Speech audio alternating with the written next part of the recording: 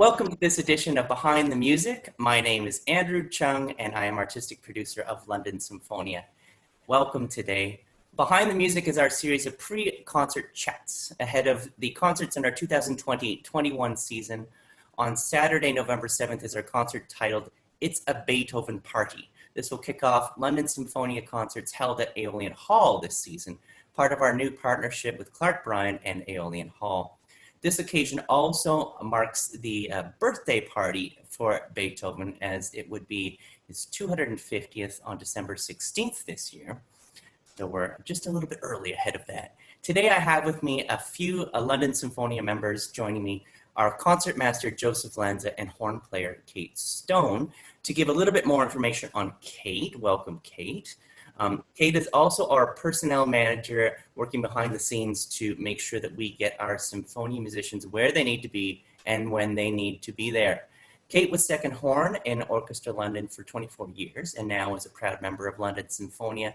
She has been a member of the orchestra at the Stratford Festival for 21 seasons and has appeared on stage and recorded music for many festival productions over the years. She's held positions with Victoria Symphony and Thunder Bay Symphony Orchestra and performed with NAC Orchestra, Kitchener-Waterloo, Hamilton, Windsor, Aradia Ensemble, and Tafel Music. She's been everywhere and she's wonderful. Thank you and welcome, Kate. Thank you. And welcome, Joe. Thanks, Andrew. Now, later on in this conversation, we're going to be joined by Andrew Fleet of Growing Chefs, and he'll give us some more information on the food component of this concert. So today, let's focus on the Beethoven Septet. And during the concert itself, you, Joe, and Clark, and Andrew McIntosh can speak about the Kakadu variations of Beethoven, this piano trio that you'll be performing. So, Joe, what is Beethoven Septet about? Well, it's one of these big form pieces in terms of the number of musicians. And I think the inspiration was the divertimenti and serenades that were being written by composers like Mozart and his contemporaries. But it's a little bit different. Beethoven's always moving in a new direction. It was written right around the time of his first symphony and also around the time of his first 6 string quartets. But he takes us in a new direction because now the winds in this serenade-like piece are not doubled up. They're single solo winds. And it's very interesting writing. It's the dimensions of this piece are like a serenade, but it is intimate. The slow movement is incredibly beautiful and chamber-like, and the outer movements are soloistic. As a violin player in this, I even get a cadenza in the last movement. So it's chock full of everything. It's a little bit orchestral. It's a little bit intimate. It has virtuoso moments, and it's written with a skill and forward thinking that characterized Beethoven throughout his career. And it has a certain sunniness and optimism to it as well. This is in the early period of his life. We don't know whether he knew he was having trouble with his hearing, but what we do know is that he was not yet profoundly deaf. It's very carefree music, very joyous is the impression I get from it. I think so. Yeah, Kate, so the septet, so it's in the serenade style. So the typical instrumentation in the serenade style, I guess it varied a lot, right? Yeah, I mean, before then it would always be like double winds sort of thing. And you'd see that a lot in the Mozart serenades. Everything would be doubled up. And so it's kind of new just to have single winds for this sort of thing. Yeah. Right. And then for this concert, the instrumentation, for the septet rather, the instrumentation, we've got a string quartet, but it's just a single violin, and then we've got a double bass, and then we've got a horn, bassoon, and clarinet. Because you're here, Kate, we're going to dive a little bit deeper into the horn. And the horn in Beethoven's time, what the considerations were when approaching this piece of music, and what horn would Beethoven actually have used. So what would he have used? So, well, back then horns did not have valves. So I actually have like we call it a natural horn. You can see there's no valves. And so Beethoven was limited to the notes you could get on one piece of tubing, so the overtone series. So a lot of his stuff would be limited to just a certain set of notes. But at that time, horn players were learning how to get other notes with their right hand in the bell. And so you'd be, closing off notes, maybe a halfway, 3/4 of the way, fully stopped sort of thing, so that you could get all the notes. So the natural horn, first of all, what's it called? Is it called a crook? Yes. So what we would do is we would take, this is my E flat crook. So in Beethoven's part, it's horn and E flat. I'll show you the part. So, for example, I don't know if you can see that, but it says horn and E flat. So I pick my E flat crook, put it into the horn, and I could just get certain notes out of that. And then just because we have a very sophisticated viewership here, so the notes in the overtone series, if it was an E flat, you would get the low E flat. Yeah. Is it an octave higher? Yeah. And then slowly the notes would get closer and closer together. B flat. Yeah. And E then flat. Yeah. I did my research. Yeah. And then we get a triad, right? Yeah, we get the G. Get the triad, and then they start getting really close together. E flat, B flat. Then it gets insane, and you guys do like incredible things, being able to get these little notes on top of that. Yeah. And then he notes in between. We, horn players learned how to close off the notes, and Beethoven knew this. And so when he was writing a melody, if a note like he wanted like a little bit of sizzle on it or something, it would be like a completely closed note type thing. And that kind of informs you how you're going to play the part, because I'm not going to be playing it on my natural horn. But hang on, when you say a closed note, you mean closing with your right hand? Yes, that is correct. Yeah. To get those notes in between. Yes, and so if I know that like a note was closed, I'm not going to be playing it really open and loud on my regular horns or anything. So it really, tells me how I want to play a certain melody or that sort of thing. So you are not using a natural horn for this concert. You're using, do we call it an orchestral horn, or what do we call it? Yeah, and I have my valves. Can you show us? Yeah. There we are. There's my valves. Yeah. But what you're doing as you look at this Beethoven part, you're sort of decoding it. You're thinking with one hat on, like, okay, if I was playing a natural horn, what would Beethoven be intending to hear?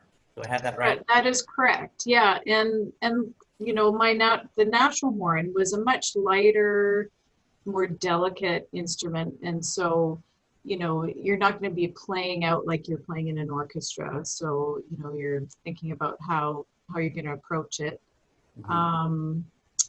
And also because it's horn and E flat, I'm having to transpose as I go. So regular French horns are an F, so I'm transposing down a tone. So every note I'm thinking, okay, play down a tone, sort of thing. Exactly. Yeah. Which is sheer wizardry. I do not have that capacity. That's pretty neat. Can I just throw something in here? Yes. I have to tell you that I am learning this on my period instrument setup as well. And I'm going to be going through the same process, but different. I mean, violins are more similar in the way they were set up in 1800 or 1799 to what they are today. But I'm learning this piece, both of these pieces, on gut strings with a classical bow, and thinking a lot about the same issues. In other words, what might Beethoven and his colleagues and audiences have expected? Mm-hmm. And then thinking about, well, what, how am I going to do this when we get together to rehearse it? What things do I need to leave in the modern style for the sake of our group? And what things can I do in with a view towards making it historically informed, or making it, the way I like to think of it, is a little bit more organic.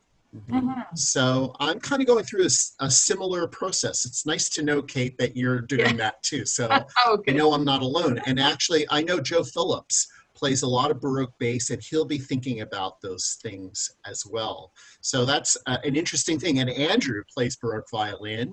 Our principal trumpet, Sean Spicer, plays Baroque trumpet. So there are several of us in the orchestra that think this way and entertain these ideas about how to bring the music alive. So it's a little bit the equipment that you start with, and whether you're using a period instrument or not, and then it's from there it's stylistic choices. It's stylistic choices, and this whole thing about single winds is very interesting, and it's about balancing with the strings, because generally strings aren't as loud too, right? So I was just a little question in terms of the key. So it's an E flat major, Kate. I'm wondering, like, what effect does that have? Does it have a certain sonority to it, or does it have? Yeah, like, I would say, like, the lower or the bigger the crook, you're going to have a warmer, more rich kind of sound. Like as opposed to, let's say, Beethoven 7, we're playing horn in A, so you can have a much smaller crook. And, so smaller instrument, brighter sound, sort of type thing. Yeah. Very cool. So what other chamber music did Beethoven write for horn? The only thing for solo horn is the Beethoven Sonata. And the story goes, like, it was actually performed about a month after this piece was performed. And the story is that he actually wrote it the night before the performance, and he actually improvised the piano part, which I'm sure he could have. But yeah. It's just mind-boggling. Yeah. And this is a really exciting time in his life. Mm-hmm. The horn sonatas opus 17, his first 6 string quartets are opus 18. This septet is opus 20, and if I remember right, the first symphony is opus 21. That's so great. Yeah. a lot of big moments for launching his career as a composer right here. Yeah. I love it. I love this piece. I'm looking forward to hearing you two perform this piece. Thank you so much, Kate, for joining us today, giving us a little bit of a deep dive into the horn. I love this. We'll see you at the concert. Great. Thank you. Thank you. And next we welcome Andrew Fleet from Growing Chefs. He's joining us. Hello, Andrew. Hello, Andrew. It's an Andrew fist. You're outnumbered, Joe. So, it's true. By way of introduction, Andrew Fleet is the co-founder and executive director for Growing Chefs Ontario. He's the proud son of Ken Fleet, the choral conductor, and as such has spent much of his childhood learning music, violin, piano, and of course singing. He continues to play music today as a member of local singer-songwriter Marty Cole's many bands. He spent over 15 years in the restaurant industry in Vancouver, managing and operating a number of high-end fine dining restaurants. And 12 years ago, he launched Growing Chefs Ontario when moving his new family back to London, and has been working to redefine how we approach food education for children and families ever since. Welcome again. This is great. So, Andrew, I remember our first discussions about this idea. It was you and Clark Bryan, and we were discussing a food and / music event at Aeolian Hall with a light dinner, something totally new for London. And we've had to pivot our idea a little bit. And now we're offering this optional takeaway and musically themed dinners provided by Growing Chefs. I still think it's a lot of fun. I still think it speaks to a shared experience sort of event for all of us. The more I learn about growing chefs, the more I'm impressed by the mission of your organization and what you manage to provide for London, especially young Londoners. So share with us what your mission is for growing chefs. Thank you so much. Growing Chefs, our mission is to change the way that we help children, youth, families, and the community learn about and develop healthy relationships with food. We do that by giving kids opportunities to have hands-on experience learning to cook with professional chefs, to show them that food that is good for you can be food that you get excited about, both cooking and sharing together. And together we run a number of food education programs with schools and community groups that reach about 10,000 kids every year. It's just astounding. And then how many lunches do you guys distribute to school and camp partners? And Yeah, that's one of the unique things about Growing Chefs is we've developed a funding structure where we can generate a significant portion of our own income. We do that by running a hot lunch program that feeds right now 8 different schools and preschools across the city. We produce up to 450 hot, healthy lunches every single day made from scratch using as many local ingredients as we can get our hands on. And yeah, when you put that all together, it's about 55,000 plus meals every single year that go out to schools. wow, it's totally incredible. So you've got highly trained chefs with a passion for sharing food knowledge with youth. That's sort of the core of the business. Yes, exactly. And when I had my personal revelation about food, I was living out west and I got to work with some very inspiring chefs, and listening to them talk about how carefully they sourced their ingredients, where they came from, and all of the research and passion that went into just working with the best ingredients they could get their hands on. To me, the parallels were immediate. It reminded me, listening to the chefs talk, about how my father used to talk about sourcing music for his choirs, and just where kind of that fundamental understanding of music came from. And I started seeing these parallels all over the place. And then when I started learning about and thinking about my own experience with food, because I was not connected with food as a young person. In fact, I was very disconnected from it. And when that happened for me as an adult, I suddenly realized, this doesn't make sense the way that we teach young people about food. It's all taught through health in schools and by teachers or public health professionals who oftentimes don't know how to cook or aren't passionate about food themselves. And to me, the first time I thought about it, I went, it's like teaching kids music theory, but never giving them an opportunity to listen to music or to play an instrument.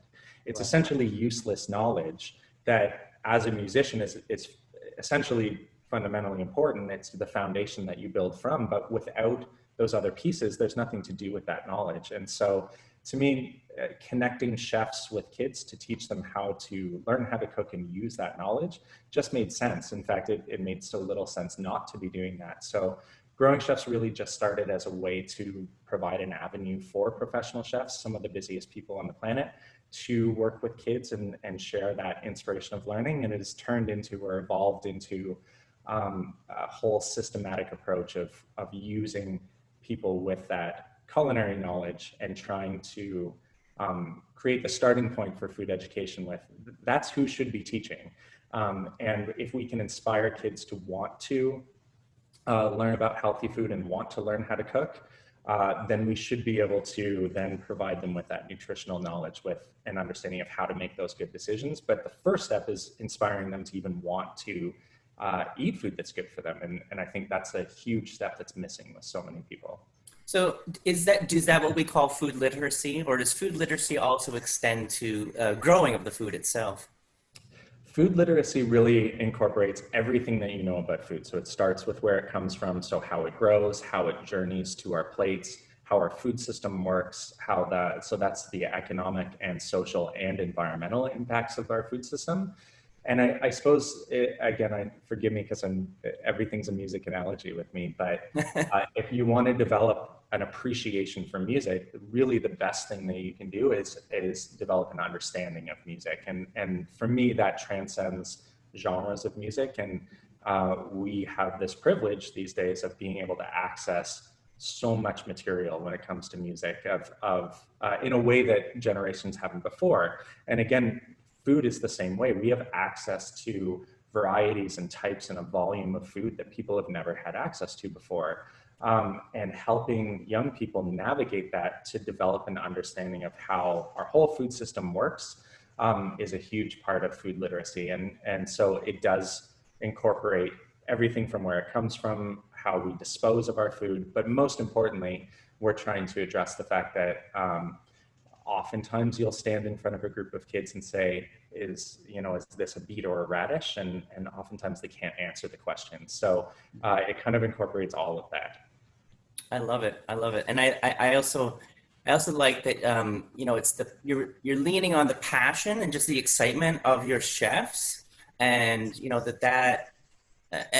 combined with their knowledge, their deep knowledge about food. And then that is infectious. It's like very contagious, and the kids get excited about that. And, that's exactly what we aim to do in music. Very exciting. And so, our interaction, growing chefs and this partnership with London Symphonia, it speaks more to the social enterprise of what you do. So helping you in a way that, allows you to carry out your mission of this food education, but then we give, your chefs a chance to shine and to come up with a really creative menu. And I'm really, really jazzed about this whole concept. Let's take a moment to talk about your dad, Andrew. So Ken Fleet, I regret never having had the pleasure to meet Ken. He passed away in 2019, and I remember when he did pass away, there was just huge outpouring of these fond remembrances from all corners of the London music community. He obviously had a heart of gold, and was loved by all. And Joe, you worked with Ken on a number of occasions. I wonder what you remember, from those many times working together. There were so many occasions. We made a couple of recordings with Ken, actually, and so many performances. We performed at least once a year with London Pro Musica, as I recall, sometimes more. There were education projects. And the thing that really stands out for me is that Ken, not only was he devoted and committed as a performer and leader of Pro Musica, but also as a music educator, which I think actually was his primary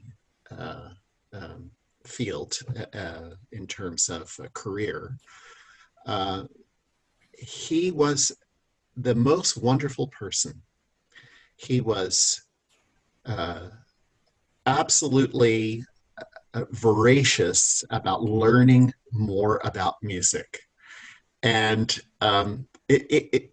there was a lovable and infectious quality to that, which everyone in the orchestra just adored. And he was absolutely the most humble person I have ever met. And his humility and his love of music had a way of charming everyone. And no one can forget that. We had fun with him, and everyone looked forward to working with Ken because he was such a great person. He was such a great guy. Everybody loved to be around him and was excited about, well, we have another project with Pro Musica. Let's see what we can do to make this great, because you just wanted to be involved with Ken because he was just that kind of person. I don't know how else to put it. Leading with the heart. Absolutely. Yeah, I love it. That's great. I mean, there's so many parallels between, as you touched on, Andrew, between, music and between food and just sharing these passions igniting these the curiosity to those people who are participating, those people who are listening. It's probably not a coincidence you ended up, specializing in a field that brings people together, right? That's it. That's the feel good part of it for me. It's probably the feel good part of it for you and what you do. So did Ken guide you into this direction, or inspire you by great meals at home, or how did this all No, happen? food was something that was new for my family, and I really brought in a focus to it. But definitely, he recognized from the beginning, like, oh, this is the same thing. Food is like music, like sport. It's a communal language that transcends culture, it transcends age, it transcends geography. It's just something that on some type of primal and fundamental level, we all have a desire to connect through the arts and through food. Our chef, who's created the menu for this, would argue that they go together so perfectly as well. And it's, yeah, so identifying on that level. And I think ultimately I ended up doing the exact same thing as my father, in that we both look to inspire young people to just share in that joy of sharing food, art, and just the life experience. And in my experience with life so far, food and the arts are the two most joyful and best experiences that you can get excited about. So Here. I think in that way, he and I ended up doing the exact same thing, just from very different angles. It's such a beautiful, beautiful story. So executive chef Catherine has put together this amazing meal. I think it's a lot of fun. It talks about the comfort food that Beethoven would have, like the kind of meal that he would have gravitated towards, so that he can produce his best work. I encourage everyone watching to check out the menu online, buy a ticket for this. Check this out. You'll know that you'll be sharing the same meal with people across London, sharing this concert on our live stream. This is live from Aeolian Hall in November 7th. The cutoff for the catering orders, we need that by November 2nd. Yep, and that's the Tuesday. Musically themed meals. What else can I say? Go to our website. It's londonsymphonia.ca. Thank you so much for joining us today, Andrew Fleet and Joseph Lanza. And yes, let's look forward to November 7th. And thank you to all of you out there for supporting the orchestra and supporting arts in London through this project. And if you bought a meal, I hope you enjoy it. And thanks for supporting Growing Chefs as well. Okay, cheers. Thank you.